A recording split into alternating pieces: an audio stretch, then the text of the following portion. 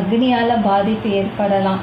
ஒவ்வொரு இடத்துலையும் சிலிண்டர் வெடித்து ஆபத்தான நிலையில் இருக்குது. ஏற்கனவே ஏப்ரல் மாதம் ஆரம்பமாகும் போதே அழிவு காலம் நம்ம பார்த்துட்டு இருக்க பூகம்பமானது, கேஸ் சிலிண்டர் வெடித்தது, அந்த மாதிரி ஒன்றா நடந்துகிட்டு இருக்குது. இனி அந்த மாதிரி வரக்கூடாதுன்னா ஒரு இல்லத்துலேயும் பிரார்த்தனை இருக்கிறது நல்லது இந்த லோகத்துக்காக. ஏன்னா இந்த லோகத்தில் தான் ஒவ்வொரு மனுஷனும் ஜீவராசிகளும் வாழ்ந்து கொண்டு இருக்காங்க. அதனால் பிரார்த்தனை செய்வோம்.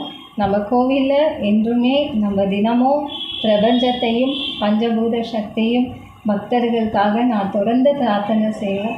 அதை போல் எல்லாரும் செய்தால் தர்ம சக்தி இந்த லோகத்துக்கு வருவாங்க. தூதானவர் தேவதர்கள் எல்லாமே வந்து பார்த்துக்குவாங்க.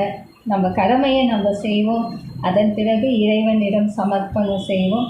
எல்லோரும் நலமாக இருக்கணும். இந்த ஆண்டு சுபக்ஷமாக நினைத்த காரியங்கள் சித்தியாகும்.